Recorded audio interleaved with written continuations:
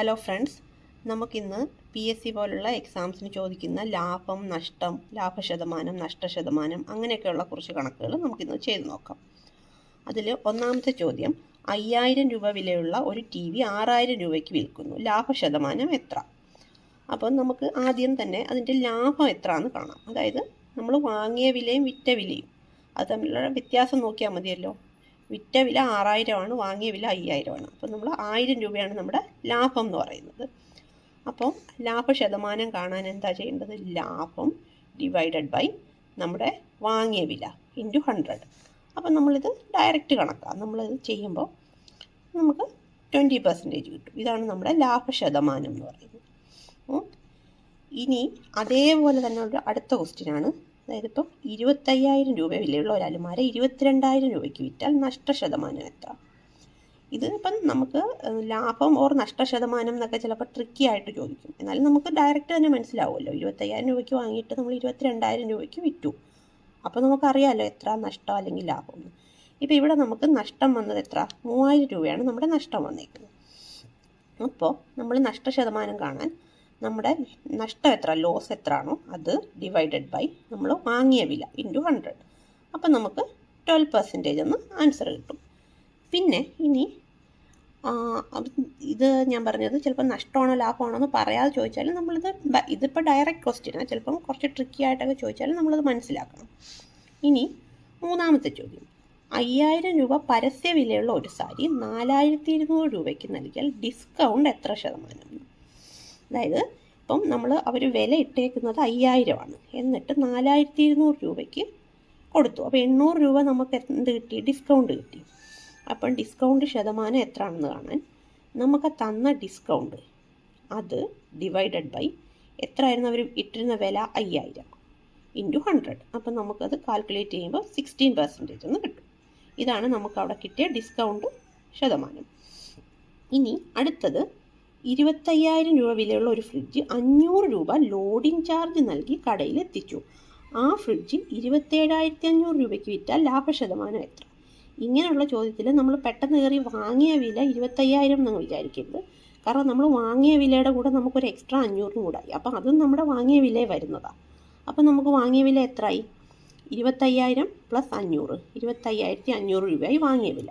വിറ്റ വില 27500. അപ്പം നമ്മുടെ ലാഭം എത്ര? നമുക്ക് 2000 രൂപയാണ് ലാഭം കിട്ടിയത്.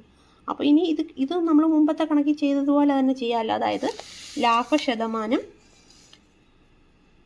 2000, അതായത് ലാഭം 2000, നമ്മൾ വാങ്ങിയ വില 25500 ഇൻറ്റു 100. അപ്പം നമുക്ക് എത്ര കിട്ടി? 7.8%. ഇതാണ് നമ്മുടെ ലാഭശതമാനം എന്ന് പറയുന്നത്. ഇനി അടുത്ത ക്വസ്റ്റ്യൻ, 2250 രൂപ വിലയുള്ള ഒരു മിക്സി 750 രൂപ ഓട്ടോ ചാർജ് കൊടുത്ത് വീട്ടിലെത്തിച്ചു. ആ മിക്സി വിറ്റപ്പോൾ 3500 രൂപ ലഭിച്ചാൽ ലാഭശതമാനം എത്ര? ഇവിടെ സെയിം ആണ്. നമ്മൾ വാങ്ങിയ വിലയുടെ കൂടെ നമ്മുടെ ഓട്ടോ ചാർജും കൂടെ കൂട്ടി ടോട്ടൽ വാങ്ങിയ വില, കോസ്റ്റ് പ്രൈസ് എത്ര? നമുക്ക് 3000 രൂപയായി. എന്നിട്ട് അതിൻ്റെ വിറ്റ വില 3500. നമുക്ക് ലാഭം എത്ര കിട്ടി? 500. അപ്പോൾ ലാഭശതമാനം എന്ന് പറയുന്നത് നമ്മൾ ലാഭം ഡിവൈഡഡ് ബൈ വാങ്ങിയ വില, അതായത് 3000 രൂപ ഇൻറ്റു 100. 16.6% കിട്ടും നമ്മുടെ ലാഭശതമാനം എന്ന് പറയുന്നത്. ഇനി അടുത്തത്, ഒരു 30000 രൂപ വിലയുള്ള ഒരു സോഫ 20% ലാഭത്തിന് വിറ്റാൽ വിറ്റ വില എത്രയാണ്? അത് നമുക്ക് ഡയറക്റ്റായിട്ട് അവർ ചോദിച്ചേക്കുക. 30000 രൂപ വിലയുള്ള ഒരു സോഫ വാങ്ങി, അതിന് 20% ലാഭത്തിന് വിറ്റു. അപ്പോൾ അതിന് നമുക്ക് കിട്ടിയ ലാഭം എത്ര? 6000. അപ്പോൾ ഇത് 6000 എന്ന് പറയുമ്പോൾ നമ്മുടെ ലാഭം മാത്രമേ ഉള്ളൂ. പക്ഷേ നമ്മൾ ശ്രദ്ധിക്കാതെ പോകും. എന്താണ് നമ്മുടെ വിറ്റ വില എത്ര എന്നാണ് അവർ ചോദിച്ചേക്കുന്നത്. അപ്പോൾ എത്ര? നമ്മൾ 30000 പ്ലസ് 6000, 36000 രൂപയ്ക്കാണ് നമ്മളിത് വിറ്റത്. ഇതാണ് നമ്മുടെ ക്വസ്റ്റ്യൻ. ചിലപ്പോൾ ഓപ്ഷനിൽ പെട്ടെന്ന് 6000 കാണും, നമ്മൾ അത് കയറി എഴുതരുത്.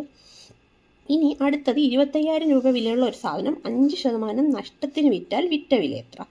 അപ്പം നമ്മളിപ്പോൾ നഷ്ടം എന്ന് പറയുമ്പോൾ നമുക്ക് 5% വാങ്ങിയ വില തന്നിട്ടുണ്ട്. അപ്പം അതിൻ്റെ 5% കാണുമ്പോൾ എത്ര കിട്ടും? നമുക്ക് 1250 കിട്ടും.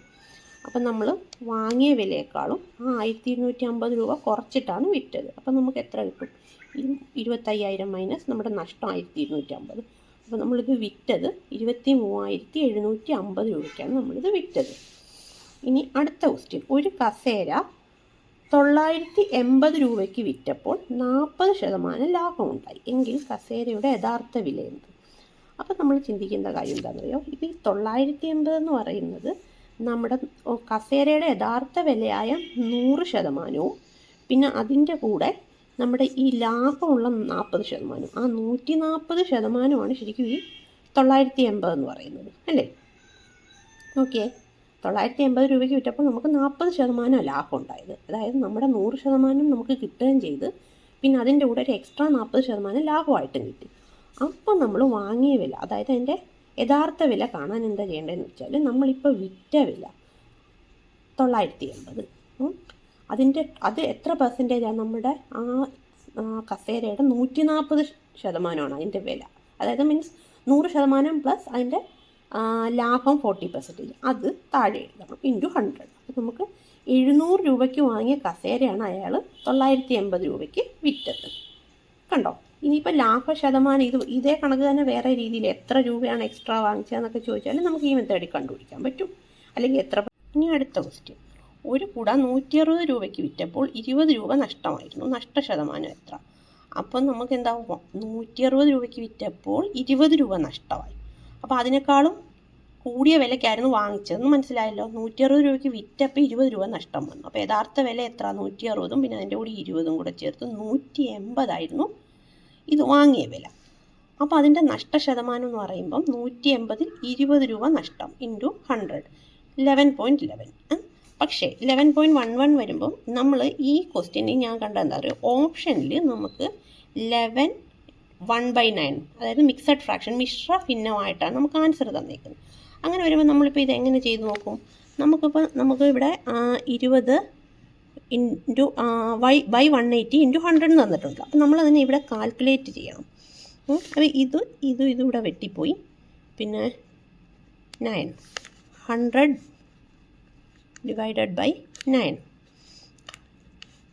അപ്പോൾ 10-നകത്ത് 9 ഒരു പ്രാവശ്യം, ഒന്ന് താഴ്ത്തി ഇറക്കി, വീണ്ടും 10, 10-നകത്ത് 9 ഒരു പ്രാവശ്യം, വീണ്ടും 9. ഇത്രയും വെച്ച് നിർത്തണം. ഇത്രയും വെച്ച് നിർത്തിയിട്ട് നമ്മൾ എന്തോ ചെയ്യേണ്ടത്? അതായത് നമ്മളിപ്പം നമുക്ക് കിട്ടിയ ഫുൾ ആൻസർ നമ്മൾ ചെറിയ ക്ലാസ്സിൽ പഠിച്ചിട്ടുള്ള അതിവിടെ എഴുതണം 11. പിന്നെ എത്ര കൊണ്ടാണ് നമ്മൾ ഡിവൈഡ് ചെയ്തത് അത് താഴെ എഴുതണം ഡിനോമിനേറ്ററായിട്ട്. പിന്നെ നമുക്ക് കിട്ടിയ റിമൈൻഡർ നമ്മുടെ ശിഷ്ടം എത്ര? 1.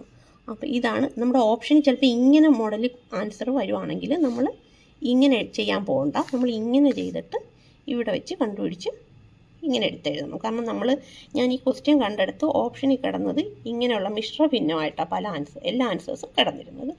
അതുകൊണ്ടാണ് ഞാനതിനിങ്ങനെ കാണിച്ചത്. ഇനി അടുത്തത്, 60 മാങ്ങകളുടെ വാങ്ങിയ വില 75 മാങ്ങകളുടെ വിറ്റ വിലയ്ക്ക് തുല്യമായാൽ നഷ്ടശതമാനം എത്ര? ഇതിപ്പോൾ നഷ്ടശതമാനം കാണാൻ നമ്മൾ വാങ്ങിയ വിലയും വിറ്റ എണ്ണങ്ങൾ തന്നിട്ടുണ്ട്. ഇങ്ങനെ ഒരു ക്വസ്റ്റ്യൻ വരുമ്പോൾ നമ്മൾ വലുതീന്ന് ചെറുതിനെ കുറയ്ക്കണം. അതായത് ഇതിൻ്റെ ഡിഫറൻസ് കാണണം. എന്നിട്ട് നമ്മൾ സെല്ലിംഗ് പ്രൈസ്, അതായത് വിറ്റ വില കൊണ്ട് ഡിവൈഡ് ചെയ്ത് ഇൻറ്റു 100. ഇത് നമുക്ക് ക്വസ്റ്റ്യൻ നമ്മൾ കണ്ട് മനസ്സിലായി കഴിഞ്ഞാൽ ഡയറക്റ്റ് ഈ ഇക്വേഷൻ അങ്ങ് അപ്ലൈ ചെയ്ത് കൊടുത്താൽ മതി. അപ്പോൾ ഇവിടെ എത്ര? നമുക്ക് 75 മാങ്ങകളുടെ വിറ്റ വിലയ്ക്ക് തുല്യമായിട്ടാണ് നമ്മൾ പറഞ്ഞേക്കുന്നത്. അപ്പം നമുക്ക് 75 മൈനസ് 60 ബൈ നമ്മുടെ സെല്ലിംഗ് പ്രൈസ്, വിറ്റ വില, അപ്പോൾ 75. അപ്പം നമുക്ക് കിട്ടുന്ന ആൻസർ 20% ആയിരിക്കും. 75 മൈനസ് 60 ബൈ 75 ഇൻറ്റു 100. ഇനി അതേപോലത്തെ തന്നെ ഒരെണ്ണമാണ് അടുത്തത്. ഇവിടെ ഞാനിങ്ങനെ ഇക്വേഷൻ പോലെ എഴുതി വെച്ചിട്ടുണ്ട്. 28 സാധനങ്ങളുടെ വാങ്ങിയ വില 24 സാധനങ്ങളുടെ വിറ്റ വിലയ്ക്ക് തുല്യമായ ലാഭശതമാനം എത്ര? ഇപ്പോൾ ഇവിടെ അതുപോലെ തന്നെ നമ്മൾ ആ ഡിഫറൻസ് അത് വലുതിൽ നിന്ന് ചെറുതങ്ങ് കുറയ്ക്കുക ഏതായാലും. എന്നിട്ട് നമ്മളതിൻ്റെ സെല്ലിംഗ് പ്രൈസ്, വിറ്റ വില എത്ര എന്ന്, ഇവിടെ ആയിരുന്നപ്പം വിറ്റ വില ആയിരുന്നു എണ്ണം കൂടുതൽ വിറ്റപ്പെടുക, അപ്പോൾ അതായത് നഷ്ടമായിരുന്നു. ഇവിടെ ആയപ്പോൾ അത് തിരിച്ചായി. കാരണം 28 എണ്ണത്തിൻ്റെ വാങ്ങിയ വില 24 എണ്ണം വിറ്റപ്പോൾ തന്നെ കിട്ടി. അപ്പോൾ അതായത് നമുക്ക് 24 എണ്ണത്തിൻ്റെ വില സെല്ലിംഗ് പ്രൈസ് കൊടുത്താൽ മതി. അപ്പോൾ നമുക്ക് 16.6% ലാഭമാണ്. തൊട്ട് മുകളിലെ കണക്കിൽ നമുക്ക് നഷ്ടമാണ്. അതവരെടുത്ത് ചോദിച്ചിട്ടുള്ളതുകൊണ്ടാണ് പിന്നെ എഴുതാഞ്ഞത്. കണ്ടോ, 20% നഷ്ടം. ഇവിടെ ആകുമ്പോൾ അത് 16.6% ലാഭമാണ്. ഇനി ഈ ക്വസ്റ്റ്യനിലെന്ന് പറയുമ്പോൾ നമുക്ക് ഇപ്പോൾ 8 സാധനങ്ങൾ വിറ്റപ്പോൾ 2 എണ്ണത്തിൻ്റെ വാങ്ങിയ വില ലാഭമായിട്ട് കിട്ടി. എങ്കിൽ ലാഭശതമാനം എത്ര എന്ന ക്വസ്റ്റ്യൻ. അപ്പം നമുക്കിവിടെ വാങ്ങിയ വിലയെന്ന് എടുത്ത് പറയുന്നുണ്ട്. തൊട്ട് മുമ്പത്തെ കടയ്ക്ക് നോക്കി നമ്മൾ വിറ്റ വിലയെ പറ്റിയാണ്. അപ്പോൾ അതുകൊണ്ടാണ് നമ്മളിങ്ങനെ ഡിഫറൻസ് ഒക്കെ കാണാൻ പോയത്. അതേസമയം ഇവിടെ ഡയറക്റ്റ് തന്നേക്കുക. അതായത് 8 സാധനങ്ങൾ വിറ്റപ്പോൾ 2 എണ്ണത്തിൻ്റെ വാങ്ങിയ വില ലാഭമായിട്ട് കിട്ടി. അതായത് പുള്ളിക്ക് എക്സ്ട്രാ പൈസ കിട്ടി. അപ്പം നമ്മൾ ഈ ലാഭശതമാനം എത്രയാണെന്ന് ചോദിക്കുന്നത്. അതായത് 8 എണ്ണം വിറ്റപ്പോൾ 2 എണ്ണത്തിൻ്റെ വില നമ്മൾ ആദ്യം ഫസ്റ്റിലൊക്കെ ചെയ്ത കണക്കുണ്ടല്ലോ, അതുപോലെ തന്നെ 2 എണ്ണത്തിൻ്റെ വില ലാഭമായിട്ട് കിട്ടി. അപ്പോൾ 2/8 × 100 25%. ഇതും അതുപോലെ തന്നെ അടുത്ത ക്വസ്റ്റ്യൻ. 80 സാധനങ്ങൾ വിറ്റപ്പോൾ 20 എണ്ണത്തിൻ്റെ വാങ്ങിയ വില ലാഭമായി കിട്ടി. എങ്കിൽ ലാഭശതമാനം എത്ര? അതായത് ഇതും എങ്ങനെയാണ് ചെയ്യുന്നത്? നമ്മൾ 80 എണ്ണം വിറ്റപ്പോൾ 20 എണ്ണത്തിൻ്റെ, അപ്പം 20/80 × 100, അതായത് 25%. ഇത് ഈ 2 ക്വസ്റ്റ്യൻസ് വാങ്ങിയ വിലയിലാണ് ബേസ് ചെയ്തേക്കുന്നത്. അപ്പോൾ അതുകൊണ്ടാണ് നമ്മളിത് ഡയറക്റ്റ് ചെയ്തത്. മറ്റേത് അങ്ങനെയല്ലായിരുന്നു. വിറ്റ വില പറഞ്ഞിട്ടും പിന്നെ വാങ്ങിയ വിലയും വിറ്റ വിലയും തമ്മിലുള്ള എണ്ണത്തിൻ്റെ ഡിഫറൻസ് പറഞ്ഞു. അങ്ങനെ വന്നപ്പോഴാണ് നമ്മൾ അവിടെ ആ ഇക്വേഷൻ യൂസ് ചെയ്തത്. അതായത് ഡിഫറൻസ് കാണുക, പിന്നെ അതിൻ്റെ ഡിവൈഡഡ് ബൈ സെല്ലിംഗ് പ്രൈസ് × 100. ഇതാകുമ്പോൾ അങ്ങനെ വേണ്ട. നമുക്ക് ലാഭം കിട്ടിയത് എത്രയാണോ അത് നമ്മുടെ ടോട്ടൽ എത്രയാണോ അത് × 100. ഇനി വേറൊരു ക്വസ്റ്റ്യൻ. അടുത്ത ക്വസ്റ്റ്യൻ എന്ന് പറയുമ്പോൾ 60 സാധനങ്ങൾ വിറ്റപ്പോൾ 10 എണ്ണത്തിൻ്റെ വിറ്റ വില ലാഭമായിട്ട് കിട്ടി. എങ്കിൽ ലാഭശതമാനം എത്ര? ഇവിടെ വിറ്റ വിലയാണ് ലാഭമായിട്ട് കിട്ടിയെന്ന് എടുത്തു പറയുന്നുണ്ട്. വിറ്റ വിലയാണ്, മറ്റേടത്ത് പറഞ്ഞ പോലെ എണ്ണമല്ല. ആ ക്വസ്റ്റ്യനുകൾ തമ്മിലുള്ള ഡിഫറൻസ് നമ്മൾ കുറച്ചത് ചെയ്തേ നമുക്ക് അതിൻ്റെ ഡിഫറൻസ് മനസ്സിലാവത്തുള്ളൂ. ഇപ്പോൾ ഇവിടെ പറയുന്ന വിറ്റ വില ലാഭമായിട്ട് കിട്ടി. അപ്പം ലാഭശതമാനം എത്രയാണ്? അപ്പം നമ്മൾ കണ്ടുപിടിക്കേണ്ടത് എന്താണെന്ന് വെച്ചാൽ, നമുക്ക് വിറ്റ വില ലാഭമായിട്ട് കിട്ടിയ എത്ര എണ്ണത്തിൻ്റെ? 10 എണ്ണത്തിൻ്റെ. 60 എണ്ണം വിറ്റപ്പോൾ 10 എണ്ണത്തിൻ്റെ വിറ്റ വില ലാഭമായിട്ട് കിട്ടി. അപ്പോൾ ശരിക്കും എത്രൻ്റെ വിലയായിരുന്നു? 50 എണ്ണത്തിൻ്റെ. ആ ഡിഫറൻസ് കാണണം. അപ്പോൾ 60 - 10 എന്നിട്ട് × 100. അപ്പോൾ ലാഭശതമാനം 20%. ഇനി അടുത്ത ക്വസ്റ്റ്യനും സെയിം ആണ്. അതായത് 120 പേനകൾ വിറ്റപ്പോൾ 20 പേനകളുടെ വിറ്റ വില ലാഭമായി കിട്ടി. വിറ്റ വില ലാഭമായിട്ട് കിട്ടി എന്ന് പറയുമ്പോൾ നമ്മൾ ചെയ്യേണ്ടത് നമുക്ക് കിട്ടിയ ലാഭം എത്രൻ്റെയാണ് അത് ഡിവൈഡഡ് ബൈ നമുക്ക് മൊത്തത്തിലുള്ള ഡിഫറൻസ്. 120 പേന വിറ്റപ്പോൾ എത്ര എണ്ണത്തിൻ്റെ വിലയാണ് നമുക്ക് ലാഭമായിട്ട് കിട്ടിയത്? 20 എണ്ണത്തിൻ്റെ. അപ്പോൾ ശരിക്കും എത്ര എണ്ണത്തിൻ്റെയാണ് വിറ്റത്? 100ൻ്റെ ആണ് നമുക്ക് അയാൾ വിറ്റത്. അപ്പോൾ അത് 20/100 × 100, 20% ഇവിടെ ഇയാൾക്ക് ലാഭം കിട്ടിയത് ആ പേന വിറ്റപ്പോൾ. ഇനി അടുത്തത് എന്താണെന്നറിയാമോ? ഒരാൾ കുറച്ച് ഓറഞ്ചുകൾ 8 എണ്ണം 10 രൂപ നിരക്കിൽ വാങ്ങി 10 എണ്ണം 8 രൂപ നിരക്കിൽ വിറ്റാൽ ആ കച്ചവടത്തിൽ അയാൾക്കുണ്ടാകുന്ന നഷ്ടം എത്ര ശതമാനം? ഇതെന്തോന്നറിയാമോ? ഇതിപ്പോൾ ലാഭമെന്നോ നഷ്ടമെന്നോ ഒന്നും പറഞ്ഞില്ലെങ്കിലും നമുക്ക് ഇങ്ങനൊരു ക്വസ്റ്റ്യൻ, അതായത് എണ്ണവും വിലയും അങ്ങനെ തന്ന് ചോദിക്കുവാണെങ്കിൽ നമ്മൾ എന്താ ചെയ്യേണ്ടതെന്ന് വെച്ചാൽ, നമ്മൾ ആദ്യം എണ്ണം വില ഇങ്ങനെ എഴുതണം. എന്നിട്ട് 8 ഓറഞ്ച് 10 രൂപ നിരക്കിലും 10 ഓറഞ്ച് 8 രൂപ നിരക്കിലും, എന്നിട്ട് ഇതിനെ ക്രോസ് മൾട്ടിപ്ലൈ ചെയ്യണം. ഓക്കെ, അതായത് നമ്മൾ ഈ ഇങ്ങനെ ക്രോസ് മൾട്ടിപ്ലൈ ചെയ്യുമ്പോൾ കിട്ടുന്ന 10 × 10 കണ്ട, ഇത് അതിൻ്റെ വാങ്ങിയ വിലയായിരിക്കും. അതുപോലെ ഇങ്ങനെ ക്രോസ് മൾട്ടിപ്ലൈ ചെയ്യുമ്പോൾ 8 × 8 64, ഇത് വിറ്റ വിലയായിരിക്കും. അപ്പം നമുക്ക് മനസ്സിലാവുമല്ലോ വാങ്ങിയ വിലയും വിറ്റ വിലയും തമ്മിലുള്ള ഡിഫറൻസ് എത്ര? 36. 100 രൂപയ്ക്ക് വാങ്ങി 64 രൂപയ്ക്ക് വിറ്റു. അപ്പം നമുക്ക് 36ൻ്റെ നഷ്ടം വന്നു. അപ്പം നഷ്ടശതമാനം എത്ര? 36%. കാരണം ഇത് 100ൽ പറയുന്നതുകൊണ്ട്. ഓക്കെ, അപ്പം നമ്മുടെ നഷ്ടശതമാനം 36%. ഇങ്ങനെ ഒരാൾ ഇങ്ങനെ എണ്ണം രൂപ അങ്ങനെ വരുമെങ്കിൽ നമ്മൾ പെട്ടെന്ന് തന്നെ ഇങ്ങനെ എഴുതി അങ്ങ് ചെയ്തേക്കണം. ഇതാണ് ഈസി മെത്തേഡ്. അടുത്ത ക്വസ്റ്റ്യൻ. ഒരാൾ കുറച്ച് ആപ്പിളുകൾ 10 എണ്ണം 5 രൂപ നിരക്കിലും 8 എണ്ണം 6 രൂപ നിരക്കിലും വാങ്ങിയെങ്കിൽ ലാഭശതമാനം എത്ര? നേരത്തെ പോലെ തന്നെ നമ്മൾ ക്രോസ് മൾട്ടിപ്ലൈ ചെയ്തു. വാങ്ങിയ വില 40 കിട്ടി, 10 × 6 വിറ്റ വില 60, 8 × 5 എന്നുള്ള വാങ്ങിയ വിലയും ഇത് ഇങ്ങോട്ട് മൾട്ടിപ്ലൈ ചെയ്ത് ഇത് ഇങ്ങോട്ട് മൾട്ടിപ്ലൈ ചെയ്ത് എന്നിട്ട് വാങ്ങിയ വില 40ഉം വിറ്റ വില 60ഉം എന്ന് കിട്ടിയല്ലോ. അപ്പം നമ്മുടെ ലാഭം എത്ര? നമ്മൾ 40 രൂപയ്ക്ക് വാങ്ങി 60 രൂപയ്ക്ക് വിറ്റപ്പോൾ നമുക്ക് 20 രൂപ ലാഭം കിട്ടി. ഇനി ഇവിടുത്തെ ലാഭശതമാനം കാണുമ്പോൾ ഒരു കാര്യം ശ്രദ്ധിക്കണം. പെട്ടെന്ന് കയറി 20/60 എന്ന് എഴുതരുത്. 60 അല്ലല്ലോ, നമ്മൾ വാങ്ങിച്ചത് എത്ര? 40-നാണ്. അപ്പം 40-ന് വാങ്ങിച്ചിട്ട് 20 ലാഭം കിട്ടുക എന്ന് പറയുമ്പോൾ എന്തുവാ? നമുക്ക് കാൽക്കുലേറ്റ് ചെയ്യേണ്ട ആവശ്യമില്ല, ഡയറക്റ്റ് 50% അല്ലേ. അപ്പോൾ അത് ശ്രദ്ധിക്കണം. ഇവിടെ പെട്ടെന്ന് കയറി നമ്മൾ 60 എന്ന് എഴുതരുത്, നമുക്ക് വാങ്ങിയ വിലയാണ് എല്ലാത്തിൻ്റെയും ബേസായിട്ട് എഴുതുന്നത്. അപ്പോൾ 20/40 × 100 = 50% എന്ന് കിട്ടും. ഇനി അടുത്ത ക്വസ്റ്റ്യൻ. ഈ ക്വസ്റ്റ്യൻ എന്താണെന്ന് പറയുക, ഒരു കച്ചവടക്കാരൻ 2 വാച്ചുകൾ 1000 രൂപ വീതം വിലയ്ക്ക് വിറ്റപ്പോൾ ആദ്യത്തേതിന് 10% ലാഭവും രണ്ടാമത്തേതിന് 10% നഷ്ടവുമാണ് ലഭിച്ചതെങ്കിൽ ആ കച്ചവടത്തിലുണ്ടാകുന്ന ലാഭം നഷ്ടം എത്ര ശതമാനമാണെന്ന്. അപ്പോൾ ഇങ്ങനൊരു ചോദ്യം വരുമ്പോൾ എന്താണെന്നറിയാവോ, രണ്ടും 1000 രൂപയ്ക്ക്,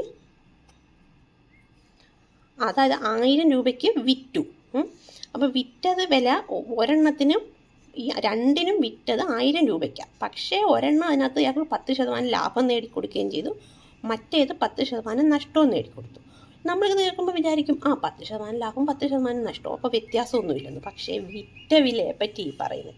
അപ്പോൾ വാങ്ങിച്ച വിലയിൽ നിന്നാണ് പുള്ളിക്ക് ഈ 10% ലാഭവും 10% നഷ്ടവും ഉണ്ടായത്. അങ്ങനെ ഒരു ക്വസ്റ്റ്യൻ വരുമ്പോൾ നമുക്ക് ഇങ്ങനെ 2 സംഭവങ്ങൾ ഇങ്ങനെ ഇത്ര ശതമാനത്തിന് വിറ്റു എന്ന് പറഞ്ഞുകൊണ്ട് ചോദിക്കുന്ന ചോദ്യം മിക്കവാറും അപ്പോൾ ഒരേ പെർസെൻറ്റേജ് ആയിരിക്കും തരുന്നത്, ഇത്ര ശതമാനം ലാഭം ഇത്ര ശതമാനം നഷ്ടം. പക്ഷെ അപ്പോൾ നമുക്കത് കണ്ടുപിടിക്കാൻ നമുക്ക് അതായത് ലാഭം അല്ലെങ്കിൽ നഷ്ട ശതമാനം എത്ര, A + B + A × B/100 ഇങ്ങനെ ചെയ്യുകയെന്ന് വെച്ചാൽ, ഇപ്പം എയിൽ നമ്മൾ എത്ര ശതമാനമാണോ നമുക്ക് ലാഭം എന്ന് പറഞ്ഞത് അതായിരിക്കും നമ്മൾ A 10%. B എന്ന് പറയുമ്പോൾ നഷ്ട ശതമാനം, നഷ്ടമായതുകൊണ്ട് നമ്മൾ അവിടെ അതിനെ എന്ത് ചെയ്യും, നമ്മൾ നെഗറ്റീവ് ഇട്ട് എഴുതുന്നു. -10 + A × B, അതായത് 10 × -10.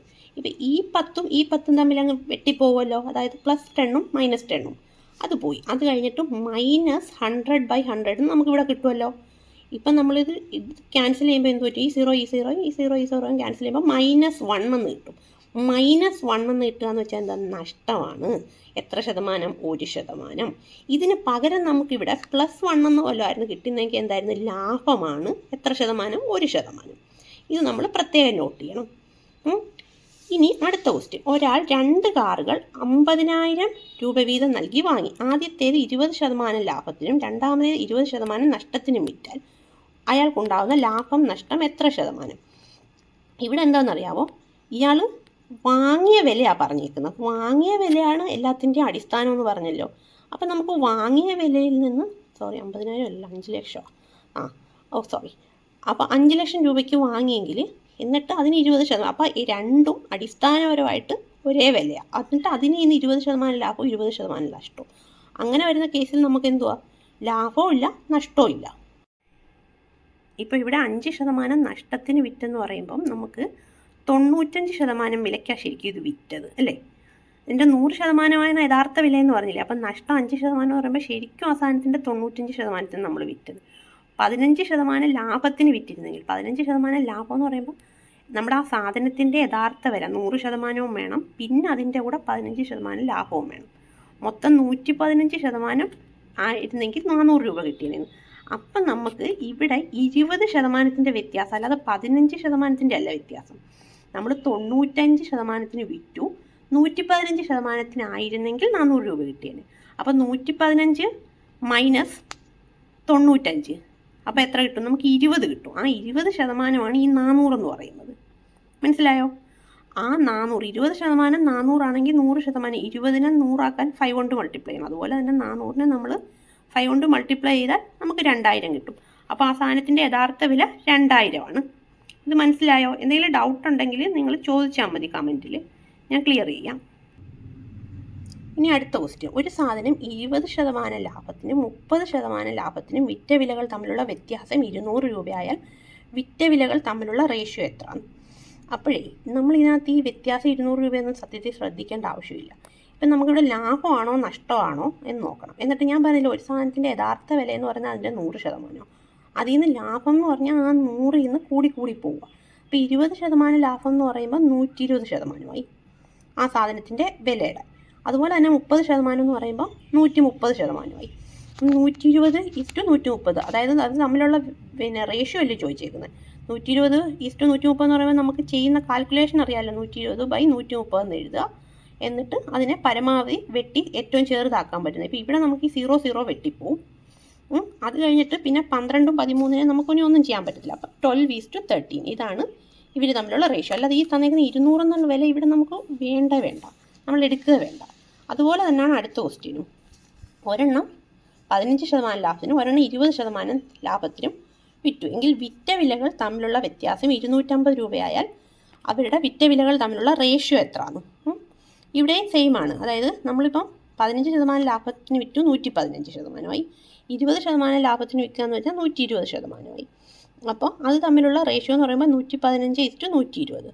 അപ്പോൾ നമ്മളിതിനെ കാൽക്കുലേറ്റ് ചെയ്യുമ്പോൾ 5 കൊണ്ട് വെട്ടാം.